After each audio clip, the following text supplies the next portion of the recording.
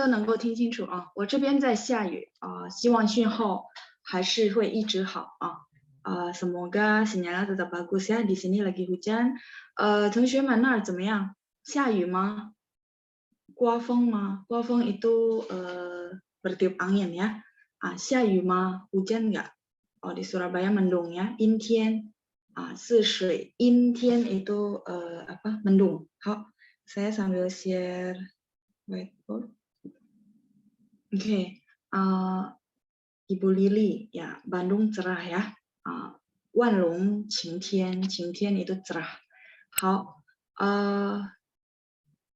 ，hari ini saya akan menjawab pertanyaan dari teman-teman di sesi hari Sabtu dan hari Minggu. 欢迎大家参加今天的回答节目。Oke, welcome teman-teman semuanya ke acara program menjawab. 我先看一下星期六的问题。Saya lihat dulu pertanyaan dari hari Sabtu ya. Oke. Ya, pertanyaan pertama dari Yunita. Bedanya apa Taiyu gaji dengan kungzi? Oh, sama ya Yunita. Jadi kemarin saya kayaknya sudah jelasin bahwa Taiyu dan gaji, sebentar sambil saya tulisin untuk teman-teman semua.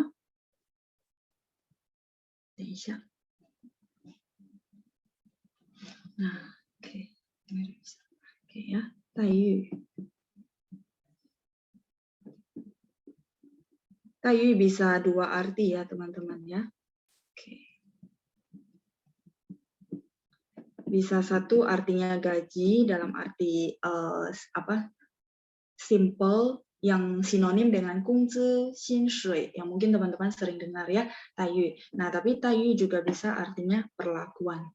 Jadi kalau kita ngomong xinshui, kungzi, mungkin itu benar-benar cuma gaji. Tapi kalau orang bilang Taiyu, itu bisa jadi perlakuan ya. Jadi misalnya, 我老板对我的待遇不错. Berarti bisa jadi antara gajinya oke, perlakuannya juga oke. Jadi Taiyu itu dia bisa punya dua arti dan artinya lebih luas gitu ya, Taiyu.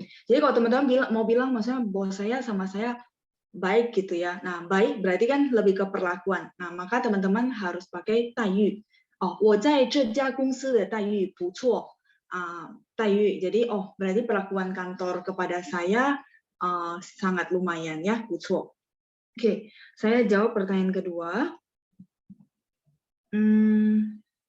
Dari Hengki Wijaya. Oke. Butane itu apa? Butane, bahasa Mandarinnya apa ya? Butane ini apa namanya yang gas itu bukannya? 是不是这个? Oke, Hengki Wijaya ikut gak ya sore ini? Oke, terus pertanyaan keduanya adalah Auban, Auman. Auban itu ya Hokkien ya, kita bilang Auman. Mungkin ini nggak ada di modul, nggak apa-apa, saya langsung jawab Auman. Jadi, sorry, 骄傲的傲, Auman.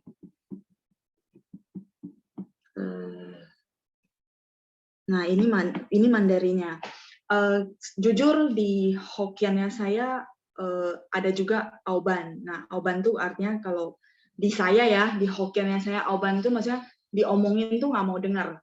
Itu namanya Auban. Nah, tapi kalau bahasa Mandarinya Auman yang saya barusan tulis, ini artinya tidak sopan. Terus tidak menghormati orang lain. Jadi sedikit agak berbeda ya dengan kalau saya ngomong Hokkien saya ada istilah Auban. Nah, saya nggak tahu teman-teman punya Auban tuh di budayanya teman-teman adalah artinya apa? Tahu. Tapi kalau saya pribadi di rumah dan di lingkungan yang memang kita ngomong Hokkien, Auban itu ada nama yang tadi saya bilang diomongin nggak mau dengar. Jadi kayak udah bilang ini nggak bagus, tetap aja dia jalanin, kekeh. Nah, tapi kalau misalnya huruf Mandarin yang saya barusan tulis, Auman. Nah, Auman ini adalah tidak sopan, tidak menghormati orang lain. Jadi dia, sorry ya, memandang rendah orang lain gitu. ya, 很傲慢. Jadi lebih ke arogan. Mungkin ya mungkin dia punya kedudukan oke, atau mungkin dia punya materi oke, mungkin merasa kaya. Nah, sehingga dia 很傲慢. Jadi, 如果人家说哦他的人很傲慢, nah maka teman-teman tahu bahwa dia tidak terlalu menghormati orang lain, terus dia arogan. Jadi ngomong kayak benar-benar gimana gitu ya. Tapi bukan bandel ya Pak. Kalau bandel itu anak, misalnya anak ini bandel, itu bukan bilang auman. Jadi makanya saya tulis dua ya, tidak sopan, tidak menghormati orang lain. Jadi ini makanya saya klarifikasi karena yang ditulis di sini pertanyaannya adalah auban, terus sama dengan tulisannya auman gitu ya. Jadi karena makanya saya bilang auban di bahasanya teman-teman konteksnya artinya apa, sehingga saya nggak langsung translate, tapi bahasa Mandarin ada kosakata ini auman gitu ya. Kalau auman, ya itu yang tadi saya tulis ada dua arti. Nah, kalau auban di saya bukan ya, tidak mau dengerin orang kayak bandel. Mungkin tadi Pak Hardi ada bilang bandel, ya itu seperti yang di bahasa Hokkiannya kita. Nah, seperti itu. Oke, lanjut pertanyaan berikutnya adalah notaris ya. Ini memang nggak ada di modul, nggak apa-apa kalau memang bertanya tentang kosakata. Terus tadi apa? Notaris ya. Nah, sebenarnya notaris itu kan adalah orang yang menengahi, maksudnya orang tengah ya kalau kita bilang. Misalnya orang mau bikin kontrak atau perjanjian, maka si notaris itu jadi si saksi. Benar nggak sebenarnya fungsi notaris? Nah, kita pernah belajar ada namanya lyushi, benar nggak? Lyushi. Lyushi. Nah, kalau lyushi ini pengacara. Oke, lyushi ini lawyer, ya pengacara, lyushi. Nah, kalau misalnya notaris di China itu dia ada satu sebutan Gongzhengyuan. Gongzhengyuan juga harus lulusan sarjana hukum. Jadi Gongzheng artinya ya dia netral di tengah-tengah menengahi satu perkara. Atau kayak teman-teman bikin surat perjanjian ya, seperti itu. Mungkin saya nggak paham bahasa spesifiknya. Ibaratnya bikin kita akte rumah segala macam, nah butuh notaris. Nah, notaris sebagai seorang Gongzhengyuan, jadi orang yang memberikan saksi ya. Lyushi, silakan ini di screenshot dulu. Saya mau hapus, mau tulis Gongzhengyuan. Jadi kalau pengacara ini adalah orang yang memang dia muncul di pengadilan ya, namanya lyushi, lawyer atau pengacara, lyushi. Nah, kalau notaris yang dimaksud adalah memang sebagai orang yang bikin akte, maka kita akan bilang dia sebagai seorang Gongzhengyuan ya. Dan syarat jadi seorang Gongzhengyuan sama ya, teman-teman, pasti harus lulusan sarjana hukum. Halo, Ma, saya boleh clear?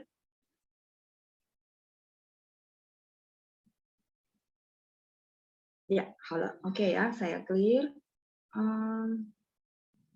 Tadi oke, Gongzhengyuan. Yuan ini masih ingat ya, zhiyuan de yuan, jadi orang.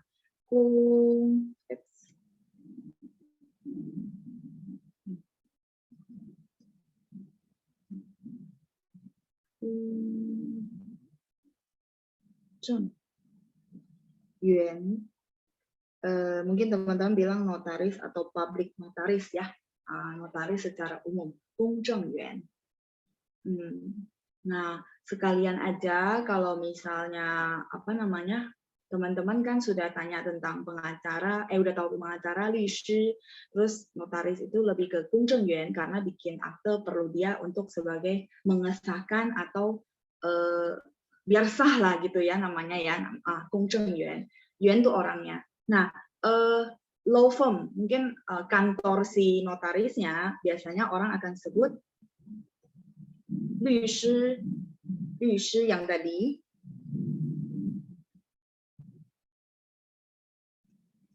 Lyushi 事务所.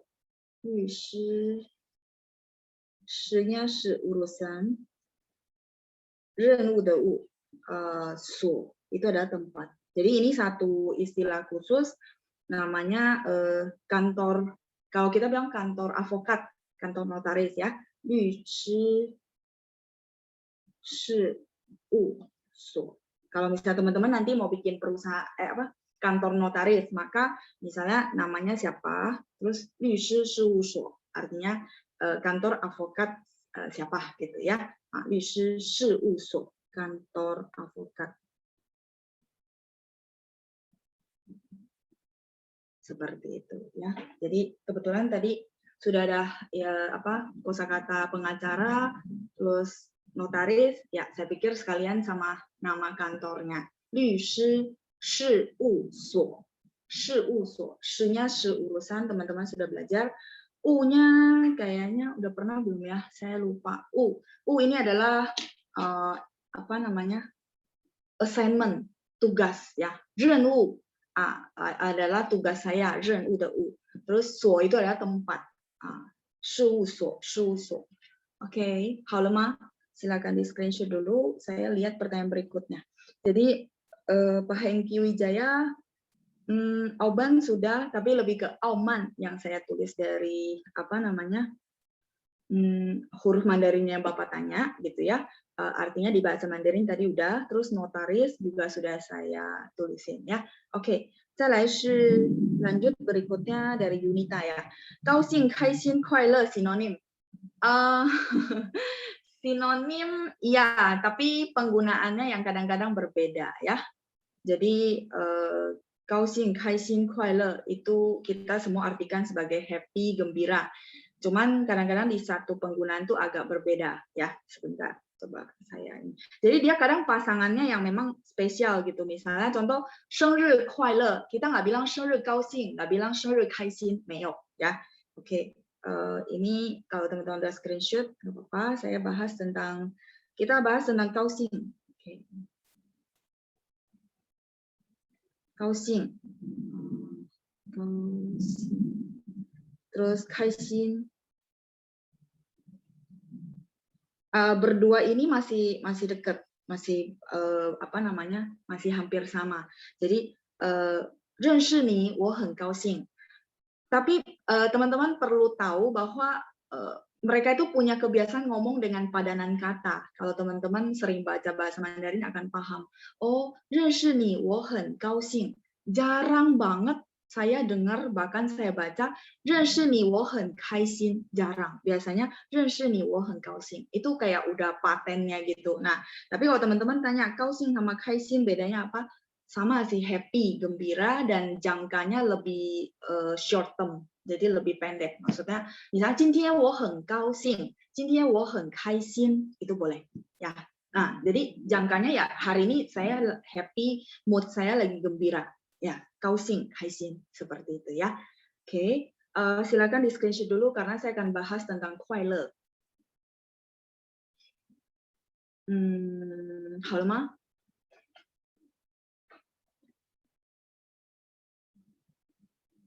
Jadi memang setiap kosakata bahasa Mandarin dia ada padanannya. Misalnya, 认识你我很高兴. Tapi kalau misalnya 今天我很开心, boleh nggak 老师? Boleh. 今天我很开心. Hari ini saya sangat happy. 开 itu open, 心 buka ya, buka hatinya berarti happy. Terus 今天我很高兴, boleh nggak 老师? Boleh. Di situ mereka boleh sinonim. Ya. Oke, saya clear. Saya bahas tentang 快乐. Oke.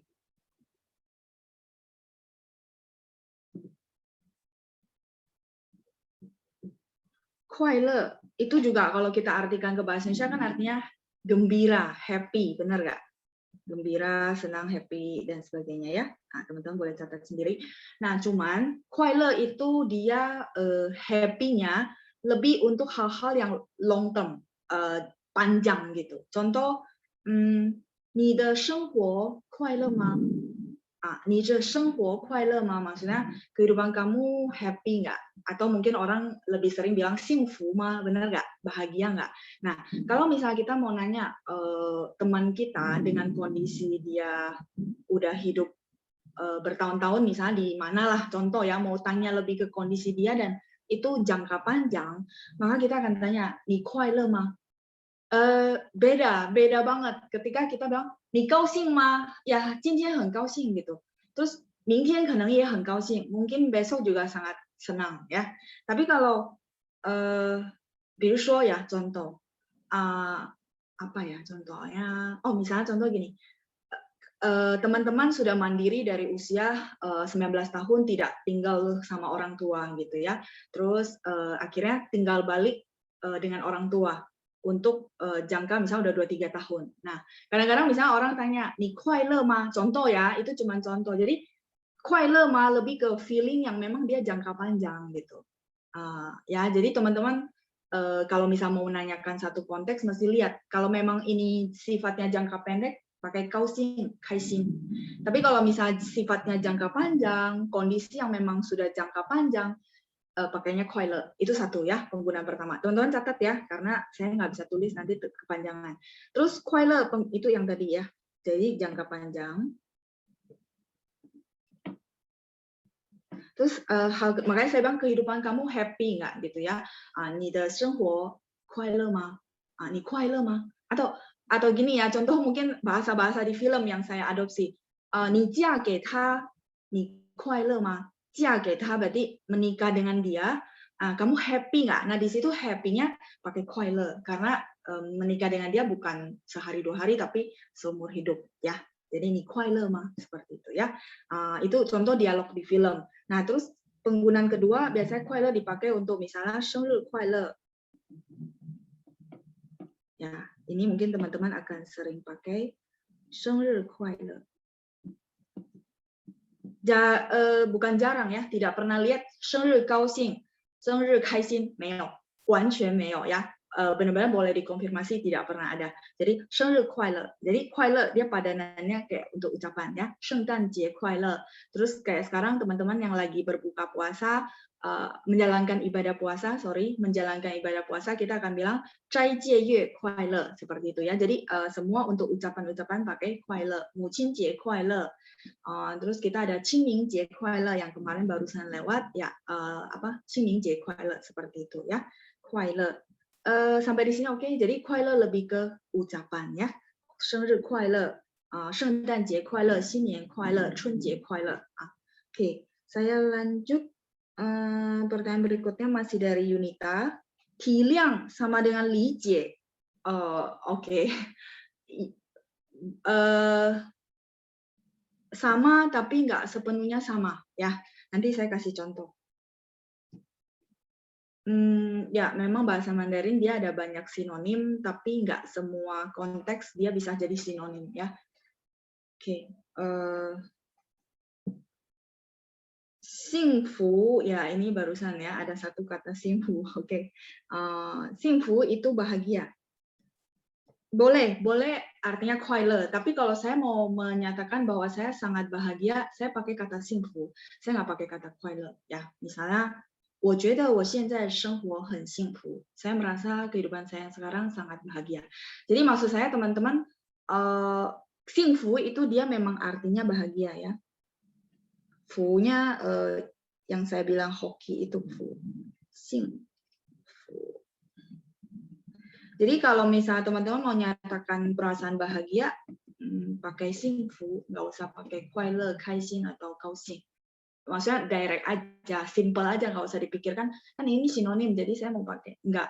Kalau memang teman-teman mau nyatakan bahwa hati kita bahagia, ya sudah pakai ya xingfu gitu ya. Terus misalnya, contoh lah kita tanya, kamu bahagia nggak? Misalnya contoh ya, itu juga adopsi dari film lah misalnya. Ni xingfu ma? Berarti udah ditranslate-nya lebih ke xingfu. Cuma memang subtitle di bawah kadang-kadang dia translate-nya happy ya, seperti itu. Atau mungkin bahasa Inggris sama, hampir sama kayak happy. Tapi untungnya bahasa Indonesia kita punya kata bahagia dan xingfu itu adalah bahagia ya. Jadi lebih baik clear aja, teman-teman mau nyatakan apa, ya udah kalau bahagia ya bahagia, makanya xingfu. Seperti itu. Jadi biar nggak usah campur banyak banget ya. Oke, tadi saya mau lanjut. Oh ya, Ciliang. Silakan di screenshot dulu biar saya hapus. Kalau hari ini keburu, saya pikir hari ini yang ikut teman-teman harusnya sudah pada ikut di kelas Sabtu Minggu ya. Benar nggak? Jadi gini, kalau hari ini keburu, saya pikir kan kita kemarin bahas tentang Kang sama Kang Cai. Tapi Sabtu belum ya? Benar nggak? Kalau belum berarti saya belum bisa kasih tips ya. Jadi nanti takutnya yang belum ikut di yang ikut di Sabtu bingung, ini maksudnya lagi bahas apa. Kayaknya iya ya, benar ya? Seingat saya Sabtu belum ya? Oh oke. Kalau gitu tunggu minggu depan aja ya, baru saya kasih tips Kang sama Kang Cai gitu ya. Sabtu malam belum. Oke.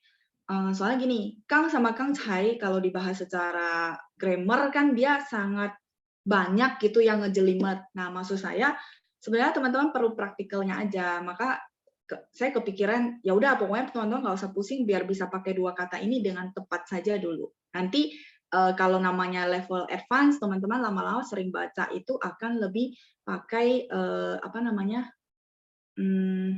lebih tahu gitu feelingnya. Nah sekarang kalau memang belum dapat feelingnya, menurut saya Kang sama Kang Cai kita langsung bedain. Nah cara saya membedain tipsnya cukup simple gitu ya. Cuma mungkin berarti nggak bisa saya bahas hari ini karena Sabtu belum. Jadi nanti takutnya yang murid Sabtu nggak bisa nyambung ya. Jadi nggak apa-apa di haul ke minggu depan karena saya kepikir beberapa contoh soal yang saya kasih tahu dulu, baru teman-teman lengkapi. Jadi itu buat cek, oh teman-teman sudah paham apa belum ya. Oke, nggak apa-apa, haul ke minggu depan pas menjawab ya. Atau kalau memang sempat saya bawain di kelas. Oke, 生日快乐. Tadi sekilas saya lagi ngomong ada settingan. Ya, 生日 memang pakai 快乐, benar Pak. Ini yang saya tulis di depan 生日快乐 itu happy birthday, selamat ulang tahun ya. Yang kedua ini, 生日快乐 ya. 快乐 memang dipakai untuk happy birthday, Merry Christmas dan sebagainya yang tadi saya bahas ya. Oke, saya hapus. Oh ya, 体谅 sama 理解. Kalau 理解, boleh nggak saya tagih ke teman-teman? Saya lupa ya, 2 kelas ini sudah belum ya? 理解. Atau Sabtu doang, Minggu kayaknya belum ya? 我也忘了. Minggu sudah 理解. Sepertinya yang Sabtu sudah, ya gitu ya? Apa kebalik? Sabtu sudah, oke. Minggu? Minggu kayaknya belum ya? Ya, saya ada ingat satu. Oh, Sabtu sudah, ya, oke. Minggu belum, oke. Ya, nggak apa-apa. 理解 itu satu arti pertama adalah kalau kita artikan ke bahasa Indonesia kan sama-sama artinya mengerti, gitu ya. Saya bisa mengerti. Nah, atau memahami, ya. Tapi kalau saya bagi dua, itu pertama adalah understanding, memahami jalan ceritanya gitu. The reason, ya alasan, atau logik. Jadi saya tahu kenapa dia berbuat demikian. Berarti 我理解他怎么这样做. Berarti saya tahu logikanya. Itu 理解. Terus arti kedua adalah empati. Jadi dia punya dua arti. Nah, kalau yang ditanya Yunita, 体谅.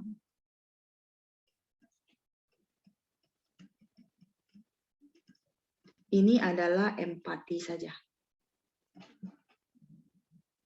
Jadi saya nggak bisa bilang sinonim ya, karena kalau nanti teman-teman pikir sinonim, maka teman-teman menggantikan dengan konteks yang pertama ini udah nggak cocok ya. Jadi 体谅 itu lebih ke empati atau menempatkan posisi kita di posisi orang tersebut.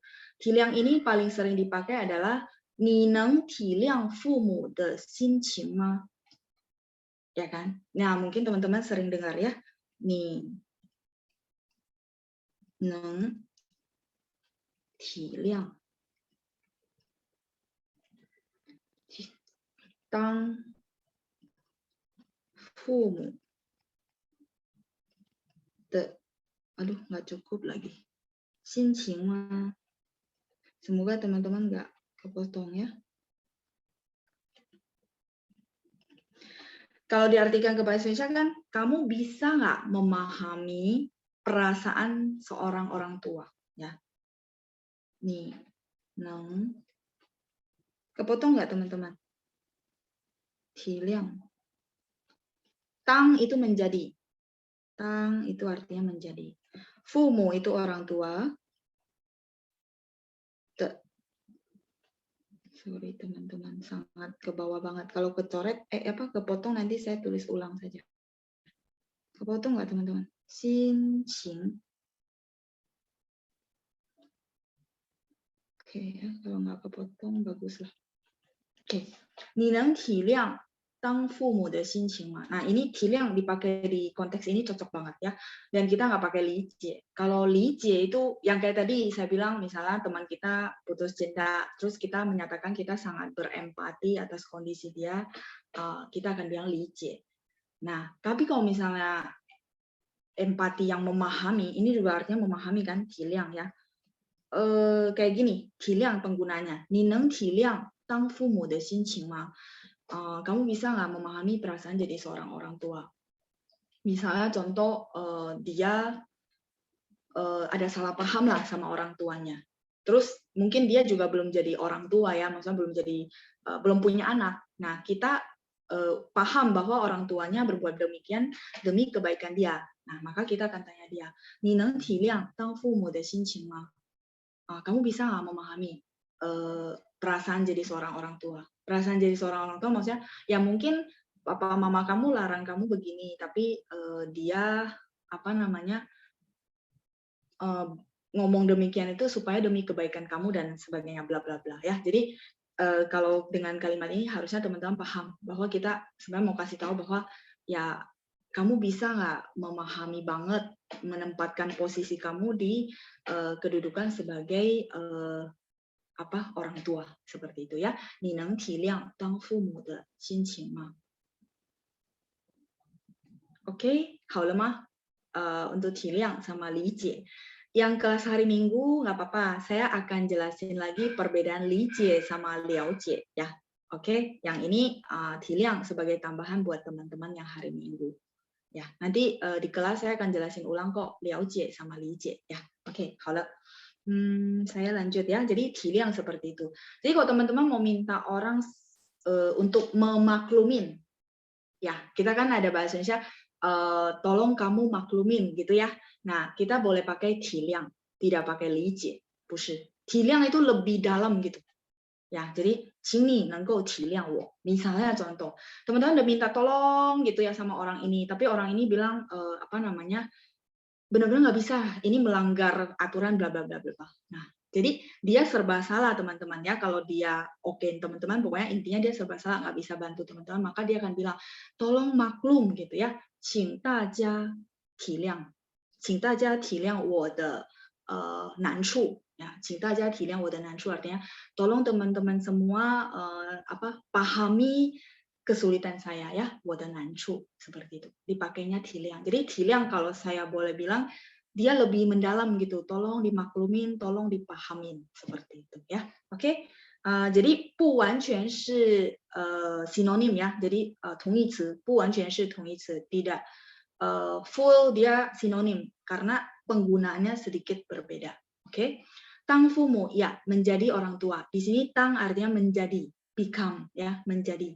当老师, 当父母, 当律师 menjadi pengacara. 当 di sini dipakai juga kalau misalnya kita tanya, oh 你长大了要当什么? Misalnya ya, kamu udah gede mau jadi apa? Tangnya pakai huruf ini ya. 你长大了, kamu udah gede mau jadi apa? 要当什么? Oke, 再来是 pertanyaan berikutnya, Lia Rusli. 曾经 apa ya? Oh, ini yang kemarin ya. 曾经 itu artinya pernah. Saya hapus, boleh? 可以吗?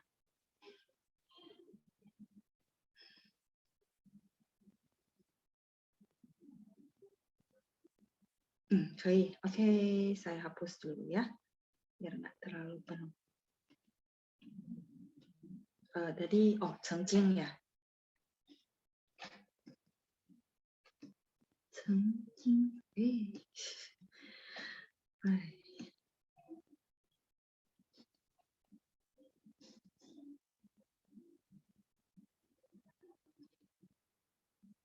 曾经 什么什么, terus dia ada 过. Ya, ini mungkin yang hari Sabtu ada, Minggu nggak ada ya. Oh ya, 忘了在哪一班ya, lupa ya di kelas mana yang saya kasih contoh. 曾经 sama dengan titik-titik 过 itu artinya pernah ya. Tapi kalau 老师 saya mau simpelnya pakai kuo saja boleh nggak? Boleh. Jadi boleh begitu lengkap atau boleh cuma pakai kuo seperti itu ya. Nah, atau titik-titik tapi kuo. Jadi kalau untuk pakai kuo dia harus di belakang verb. Kalau cengjing dia di depan verb. Cuma beda posisi, tapi artinya pernah. Ini juga artinya pernah ya. Ni cengjing lai guo Singapura ma? Boleh, lengkap. Ni cengjing lai guo Singapura ma? Oke, ni cengjing lai guo Singapura ma? Apakah kamu pernah datang ke Singapura gitu ya. Terus Laoshi kalau saya mau simple aja berarti ini kan tipe pertama, ini tipe kedua. Pakai kuo saja lah, nggak usah ribet-ribet gitu ya. Boleh. Nilai kuo Singapura ma? Berarti verb lai terus kuo baru Singapura. Kamu pernah datang ke Singapura nggak? Seperti itu ya. Jadi teman-teman nggak usah pusing mau pakai lengkapnya boleh, mau pakai cuma kuo saja boleh. Mungkin kuo teman-teman lebih familiar karena kemarin pas di Kouyu Lianxi kita ada bahas tentang ni tiao guo cao ma, ya kan? Tiao itu adalah verb. Sehingga tiao guo cao ma dari tiao cao. Nah, kuo-nya harus disisipin di belakang kata kerja ya. Ni tiao guo cao ma. Oke, jadi cengjing sama dengan kuo itu sama ya, sinonim. Tinggal posisinya yang berbeda. Jadi teman-teman tinggal tahu kalau misalnya pakai cengjing berarti di depan verb ya. Oke, 再来 pertanyaan berikutnya. Dari Pak Hardi ya, apakah tulisan pinyin ada mengenal aturan kapan harus huruf besar dan huruf kecil? Setahu saya memang tidak ada, cuman biasanya untuk menegaskan misalnya kayak nama kota, nama orang, itu mereka pakai huruf besar di awalan. Misalnya, 像我 Xiao Cai, misalnya kan marga saya Cai. Nah, karena misalnya saya lebih junior gitu ya, lebih muda, maka mereka akan panggil saya Xiao, Xiao Cai. Berarti X-nya gede, X-I-A-O, terus Cai, C-A-I gitu ya. Untuk nama orang sama nama kota, ya biasanya pakai huruf besar. Nah, cuman kalau untuk teman-teman kan sebenarnya belajar pinyin untuk menjembatani teman-teman dari yang sekarang untuk supaya bisa ketik huruf Mandarin. Nah, kalau diketikkan sih tidak ada perbedaan ya. Mau huruf besar awalan misalnya CAI gitu ya. Mau C-nya besar atau C-nya kecil dia akan muncul huruf itu memang keluarnya sama gitu ya. Jadi itu memang nggak terlalu harus dipusingin karena kalau pas ketik udah nggak bedain huruf besar atau huruf kecil dan akan muncul huruf yang sama. Ya kayak bahasa Indonesia kan kita ya Diana ya kayak bahasa Indonesia nama kota sama nama orang itu huruf besar. Sebenarnya itu untuk bantu orang tahu oh ini huruf besar karena nama orang gitu ya. Terus nama kota kan kadang-kadang kita udah tahu misalnya Guangzhou, Shanghai, Beijing seperti itu. Tapi kalau misalnya saya nama kota, pinginnya saya tulis huruf kecil. Salah nggak ya? Enggak sih, nggak disalahkan karena 中国人没有用拼音，他们用拼音来打字。Orang China itu kalau misalnya ke teman-teman ketik pinyin gitu ya, Shanghai, SHANGHAI, mereka tuh nggak pakai dokumen begitu maksudnya. Mereka pakai dokumen ada huruf Mandarin, benar nggak?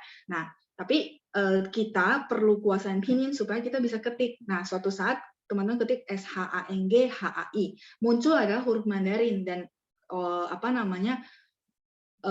orang Chinanya bacanya huruf Mandarinnya, dokumennya juga huruf Mandarin, bukan pinyin gitu. Pinyin itu sebenarnya ditemukan supaya memudahkan orang luar belajar bahasa Mandarin. Kalau enggak, sampai sekarang pun China susah berkembang karena orang nggak kenal bahasanya dan orang merasa sulit ya kalau misalnya nggak ada pinyin kayak gini ya teman-teman.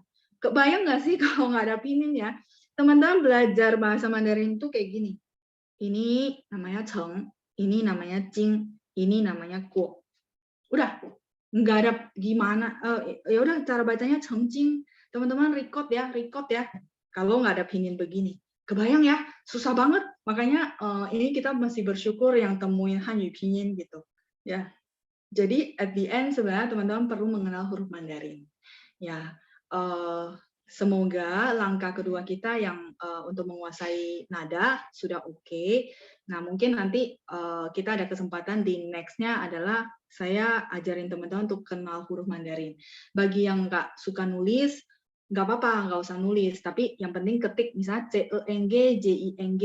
Nah, maka muncul huruf Mandarin ini, Chengjing. Oh, berarti saya tahu ini hurufnya yang ini. Kayak gitu. Itu udah cukup, udah oke banget. Ya, bagi teman-teman yang misal WA sama orang China pun dia bisa paham karena memang dia baca bahasa dia memang baca huruf Mandarinnya, bukan baca pinyin ya. Oke, saya lanjut pertanyaan berikutnya. Dari Wirya nih, letak nada kadang masih bingung. Misalnya lao shi, lao, L-A-O di atas A atau di atas O. Oh, ini simple teman-teman ya. Simple, semoga hari ini saya udah terangin, hari ini yang hadir tidak usah bertanya-tanya lagi dan benar-benar simple banget sih ya, nggak usah harus teori gimana. Jadi teman-teman masih ingat A, O, E, I, U sama U vokal. Ini urutan harus hafal, tidak boleh dibolak-balik ya. Jadi apa namanya? A, O, E, I, U, Y ini dia harus begini. Teman-teman jangan bolak-balik ya. Kenapa? Karena ini sebagai patokan kita untuk memberikan tanda nada. Misalnya kayak tadi LAO. Yang duluan siapa? A atau O?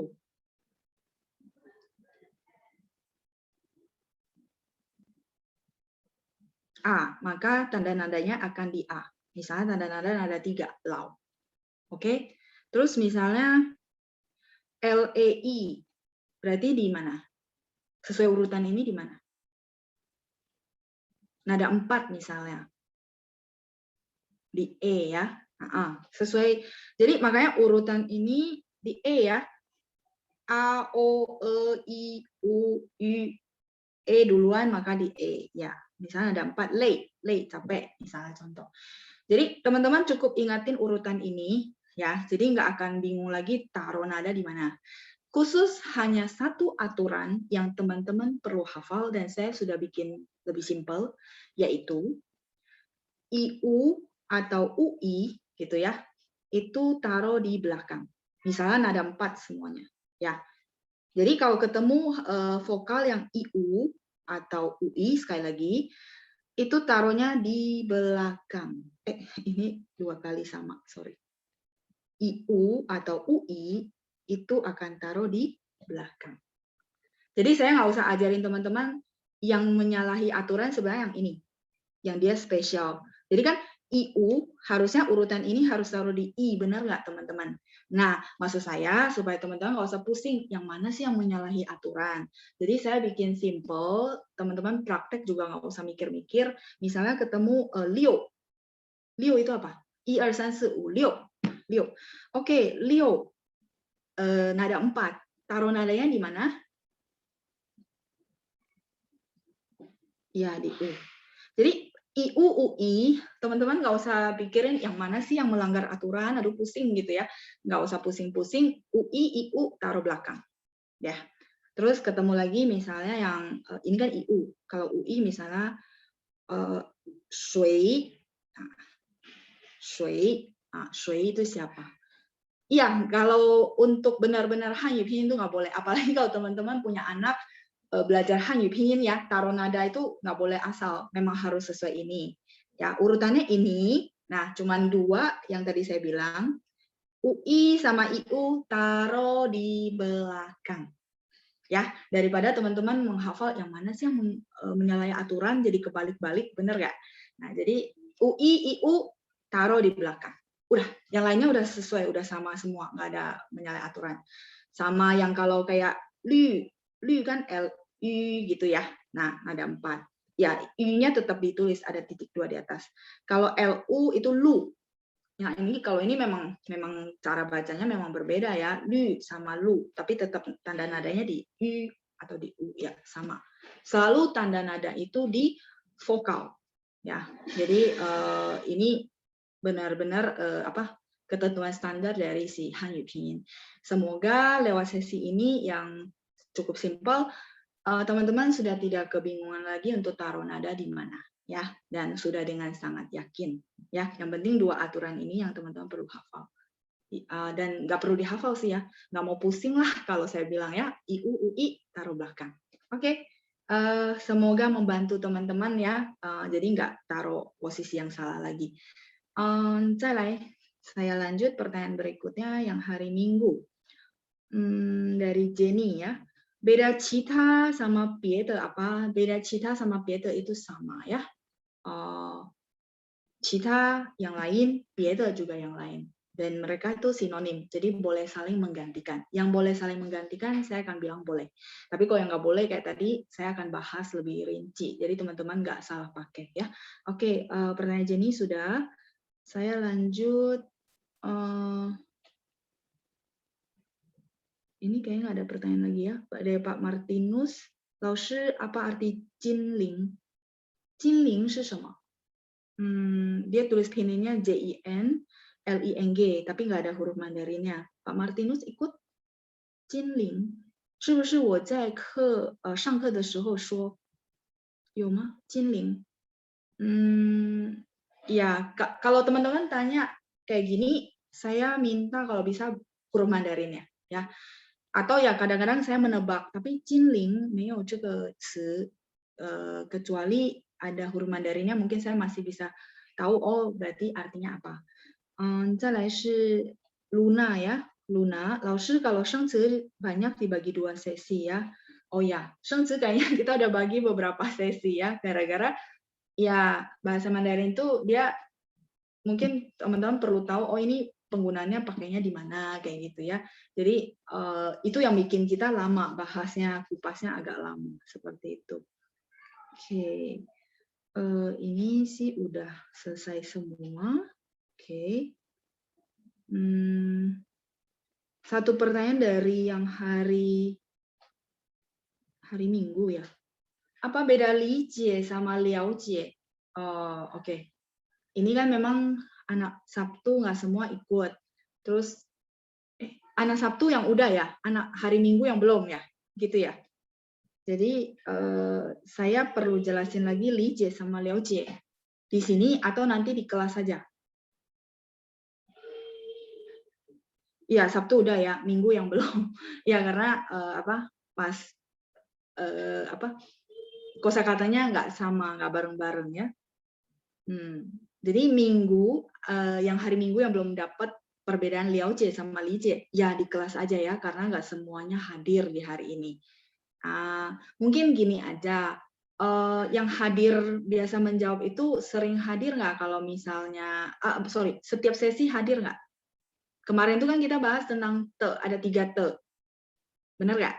Terus kita karena waktu nggak sempat, kita nggak bisa latihan tentang te. Ya, apakah teman-teman yang hari ini ikut juga ada ikut sesi itu, penggunaan 3 te?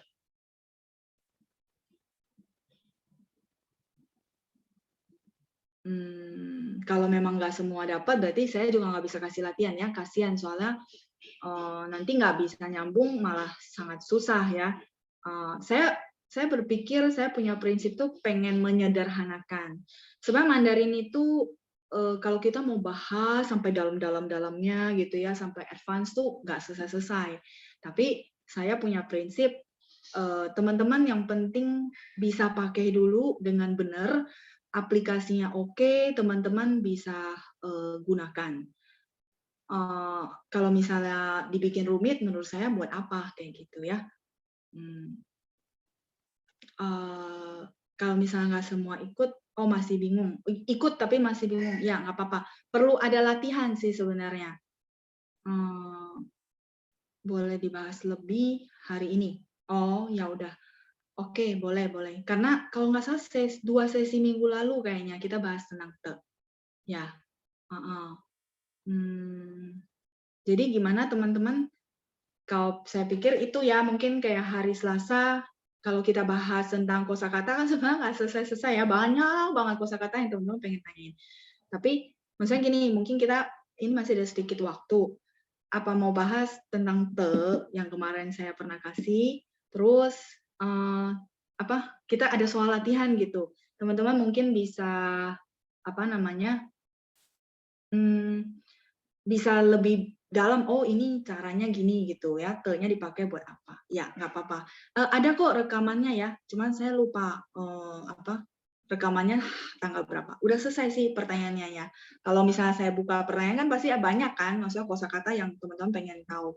Nah, menurut saya sih itu oke, tapi kalau misalnya teman-teman mau bahas saya kasih soal latihan karena kemarin tuh karena saking padatnya saya nggak bisa kasih soal latihan. Oke, kalau gitu saya kasih soal latihan. Sebelum ke soal latihan, bagi yang nggak ikut, saya kasih simpelnya aja ya. Oke, ini saya boleh clear. Simpelnya kan kita ada 3 te.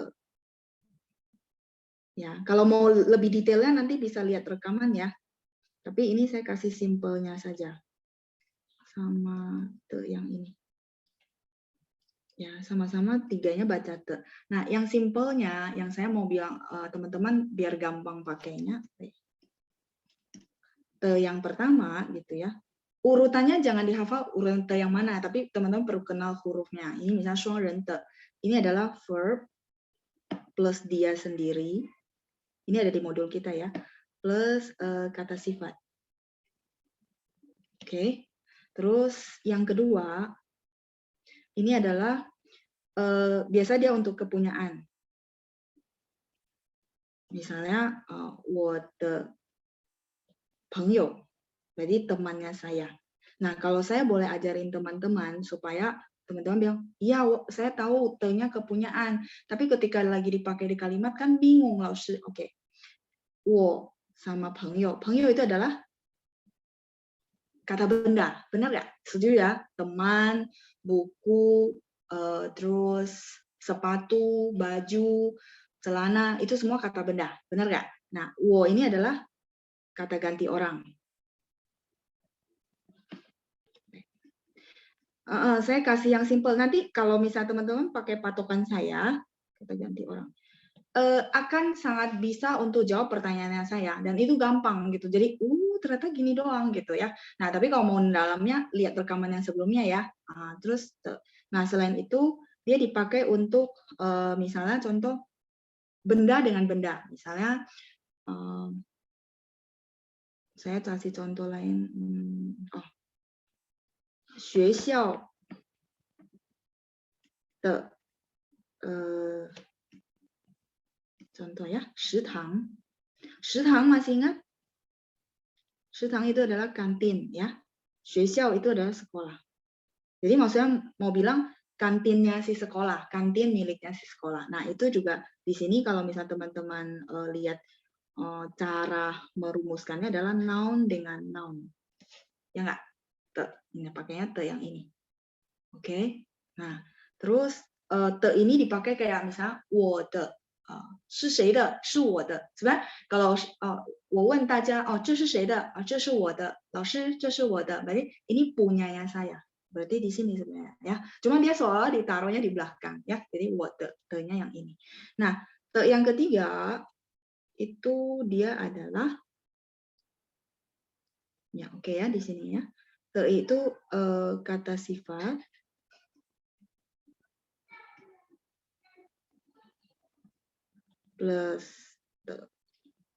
plus verb. Jadi kebalik sama yang atas. Ya kan? Nah, cuman cara kita membuat dalam kalimat memang dia punya fungsinya masing-masing. Kata sifat plus the plus verb. Teman-teman screenshot dulu ini, saya mau tulisin soal buat teman-teman ya. Saya bikin di halaman lain, jadi biar cepat teman-teman pelajari dulu sebentar, baru saya kasih soal. Teman-teman menjawab ya. Sebentar, 等一下，我有一些句子要给大家练习。OK。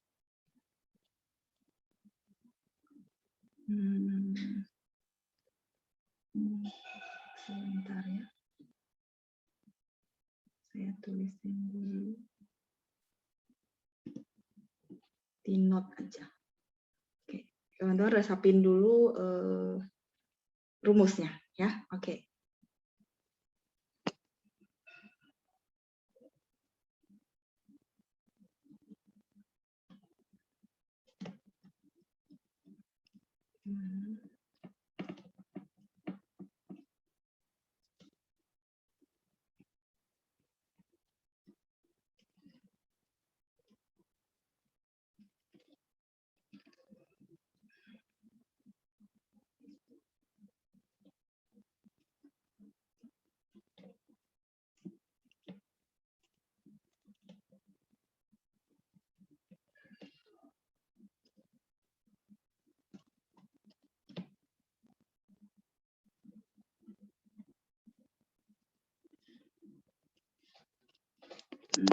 请等一下啊。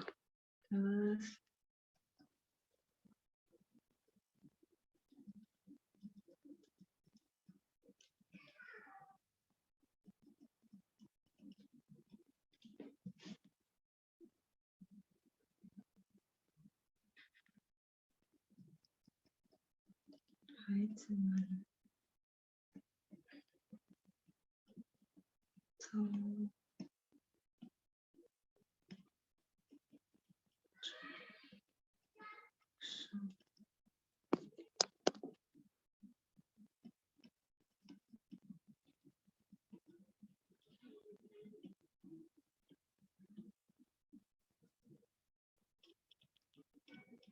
Oke, sebentar saya share soalnya.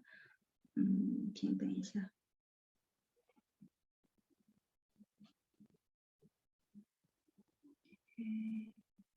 Ya, kelihatan soal saya?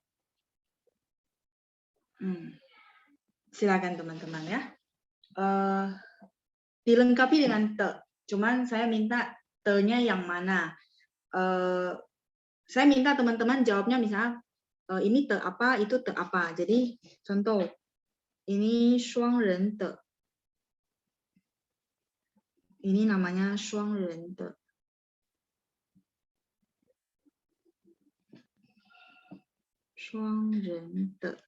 Terus ini adalah ini te juga tapi pai shao te. Terus satu lagi ini te juga tapi tu ye te. Oke. Silakan dilengkapi silakan dijawab latihan ini ya. 我们学校的ya, 我们学校的厕所很干净. 厕所 itu adalah toilet, 干净 bersih ya. Oke. 他是我昨天刚认识的律师. 他是我昨天 dia adalah 我昨天刚认识的律师. Pengacara yang baru saya kenal kemarin. 律师 tadi kita barusan belajar ya. 我昨天刚认识的律师. 认识 ini mengenal ya. 再来第三，他打球打的，对不起他打球打得很好。Dia bermain bola bermainnya dengan sangat baik. Terus 孩子们在操场上. 操场 masih ingat? 孩子 itu anak, menjadi jamak anak-anak. Ya, 孩子们在操场 ini adalah lapangan. 操场上很快, 快nya 快 cepat ya, teman-teman masih ingat 快 cepat ya, 很快的跑来跑去. 跑来跑去 itu lari ke sana kemari. 孩子们在操场上很快的跑来跑去. Silakan dilengkapi dengan te yang mana. Teman-teman boleh jawab di kertas masing-masing atau boleh nanti ketik juga di chat ya. Nanti sebelum semuanya selesai jangan ketik dulu ya, simpan dulu ya. Oke. Mungkin jawab di kertas masing-masing ya supaya yang lain bisa tetap ngerjain dulu. Dicoba dulu ya 4 soal ini dengan rumus yang saya pakai. Dan ini yang menurut saya sih rumus yang paling simple ya. Teman-teman juga nggak akan terbebani nih te-nya yang mana, hafal rumusnya kayak gimana. Semoga jadi lebih simple, lebih mudah buat teman-teman semua. Oke? Silakan. 4 soal.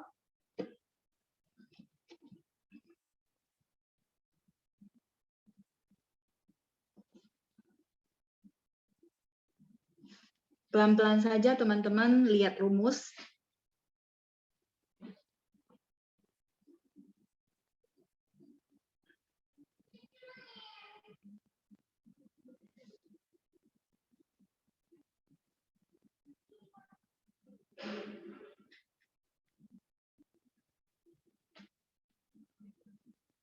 Silakan ya. Ya, sorry, mungkin tadi saya salah ya. Jangan ditulis di chat aja dulu ya. Tunggu teman-teman yang lain sambil ngerjain, baru nanti kita bahas ya. Kalau sudah bahas, teman-teman mau ketik di chat buat bantu teman-teman yang lain boleh. Ya, silakan. Nggak apa-apa ya. Mei guanxi. Ya, tadi saya pikir, oh ya dijawab di chat ya. Mungkin teman-teman jawab masing-masing dulu ya, karena yang lain masih ngerjain. Iya, nggak apa-apa, kepencet nggak apa-apa ya. Oke. Silakan latihan dulu ya. Kalau bisa pakai patokan yang tadi yang simple. Jadi teman-teman nggak bakal ketukar lagi 3 te ini.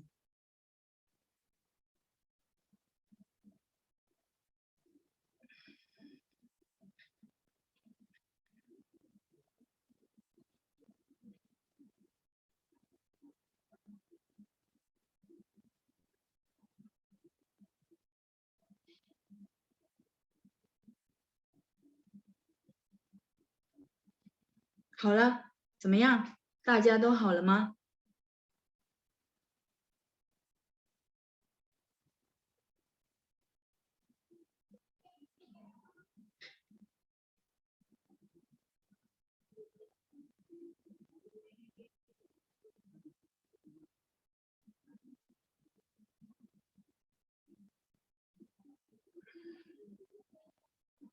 ？Wah, 好了，oke ya. Yang lain gimana? Sudah? Kalau sudah baru kita bahas. Kalau belum, teman-teman masih coba lihat dari rumus. Jadi catatan rumus itu teman-teman pakai ya. Itu akan sangat berguna. Next, kalau kita udah oke, baru kita boleh bahas yang level advance-nya. Dia ada level advance-nya, tapi nanti ya. Saya pikir yang simple dulu, teman-teman sudah bisa, baru kita berangkat ke advance, teman-teman akan lebih punya basic yang lebih bagus. Oke, 好了，kita cek ya. 我们学校的厕所很干净。的nya yang de ini ya, atau 白勺的 yang ini. 白勺的. Jadi te-nya kan karena sama. Nah, teman-teman kalau misalnya menjawab secara lisan, mungkin teman-teman perlu bilang sama orang, oh, 白勺的. Ya. Oke, 他是我昨天刚认识的律师. De-nya yang mana? 认识的律师. Oke, yang kedua mungkin banyak bingung ya, nggak apa-apa. 再来，他打球打得很好. Yang ketiga, te-nya yang mana? Ya, 双人的, 对. Ini ya, 双人的. Oke, 打球打得很好. 再来第四，孩子们在操场上很快的跑来跑去. De-nya yang mana? Yang ketiga, yang keempat. Nah, 一个的. 第四，图也的.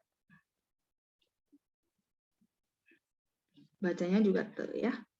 Cuman huruf Mandarinnya berbeda. Ya, 图也的. Yang kedua yang salah,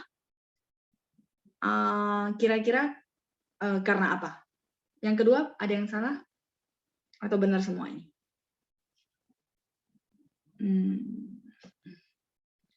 Boleh kasih feedback untuk nomor 2. Kalau ini kan oke, karena noun, benar nggak? Terus ini kata kerja, ta, memukul ya. Terus 很好 itu kata sifat. Berarti teman-teman oke. Terus 快 itu kan cepat, berarti adjektif ya, kata sifat. 跑来跑去 itu verb. Makanya pakai te yang ini ya. 认识 itu bukan sifat ya. 认识 itu mengenal ya. Terus 他是我昨天刚认识的律师. Mungkin teman-teman menganalisis, oh 认识ini kan verb ya gitu ya. Terus juga bukan noun 老师. Jadi ini pakai te yang mana? Oke. Kalau misalnya teman-teman di sini, sebenarnya ini kan frase. Tapi kalau misalnya teman-teman belum kenal bahwa ini frase, 律师, saya boleh tahu 律师 itu adalah pengacara. Pengacara itu kata benda bukan? 律师, yes ya. Pengacara ya, noun. Jadi 律师 pengacara. Kalau di depan noun pasti te ini. Karena teman-teman coba lihat rumus yang tadi yang halaman sebelumnya yang sudah saya clear. Nggak ada yang noun kan pasangannya cuma ini. Ya kan ya. Jadi kalau misalnya teman-teman nggak paham bahwa ini 他是我昨天刚认识的律师. 我昨天刚认识的律师. Pengacara yang kemarin saya baru kenal. Ini sebenarnya kalau di bahasa Mandarin artinya satu frase. Nah, kalau misalnya teman-teman bilang, oh ya saya agak pusing ya kalau kayak gini. Oke, nggak apa-apa. Teman-teman tinggalkan tadi sebenarnya patokan teman-teman lihat depan sama belakang ya kan. Nah, kalau ini, verb. Oke. 认识 mengenal ya. Terus 律师 noun. Oh iya, kalau di depan noun pasti te yang ini, 白勺的. Karena di rumus itu nggak ada lagi kan ya noun depannya ya pasti te yang ini itu ya. Selain penjelasannya adalah memang dia satu frase pasti pakai te yang ini. Kalau yang simpelnya kayak gini, menganalisis depan belakang kata dari kosakata itu adalah sifatnya kata apa. Oke, 怎么样？有问题吗？ada kesulitan? Oh, salah nomor 2. Iya, nggak apa-apa. Jadi nomor 2 harusnya sesudah kita latihan begini udah langsung paham. Kalau teman-teman apa namanya kebingungan, oh ini 刚认识的朋友.朋友kan noun ya. Tadi saya nggak bikin 朋友 karena kan udah gampang buat teman-teman, makanya saya ganti 律师. 律师 itu pengacara dan pengacara itu noun ya, kata benda. 律师 apa namanya? Segala macam pekerjaan kan itu sebenarnya kata benda. 跑来跑去 artinya berlari ke sana kemari. 跑 itu lari. 跑来跑去 itu berlari ke sana kemari. Nomor 4, Vinsel. Maksudnya ditulis ulang gimana? Jawabannya sudah saya tulis, benar ya? Jadi 律师, ya kita jangan terkecoh sama, kan dia nama pekerjaan ya, maksud saya ya. Jadi jangan terkecoh, maksudnya dia kan nama pekerjaan jadi bingung gitu. Bukan. 律师 ya pengacara berarti dia noun, maksudnya benda gitu ya. Terus nanti mungkin hal-hal yang lain, contoh nama pekerjaan, 老师 juga benda, misalnya 我的老师. Nah berarti ya udah pakai te yang nomor 2 juga ya, yang 白勺的 seperti itu ya. Oke, 4 soal ini saya rasa bisa apa namanya? 认识 itu bukan kata sifat. 认识 itu adalah mengenal ya. 很高兴认识你. Saya sangat senang mengenal kamu. Itu kata kerja sebenarnya. Cuman yang tadi saya bilang kata kerja dengan verb kan kata kerja dengan noun kan nggak ada ininya rumusnya, benar nggak? Nah yang penting teman-teman tahu, oh noun di depan noun itu pasti te yang ini. Oke? Ya. Latihan lagi ya, boleh.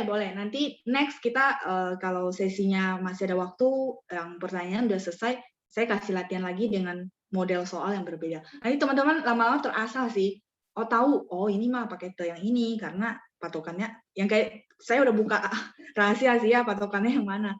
Terutama kalau yang kayak gini, frase yang nomor 2, teman-teman lihat ini noun bukan? Kalau ada noun pasti yang ini gitu, ya. Ini cara singkat kalau teman-teman lagi mau ujian HSK, cara saya ngajarin orang begitu ya. Tapi saya berharap teman-teman juga jadi paham, oh ini taruhnya di antara apa dan apa ya.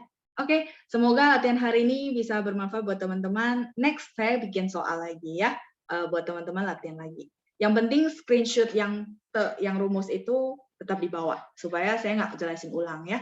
Oke, 好了，谢谢同学们，谢谢班长，再见，祝大家身体健康，拜拜。谢谢老师，不客气，再见。谢谢老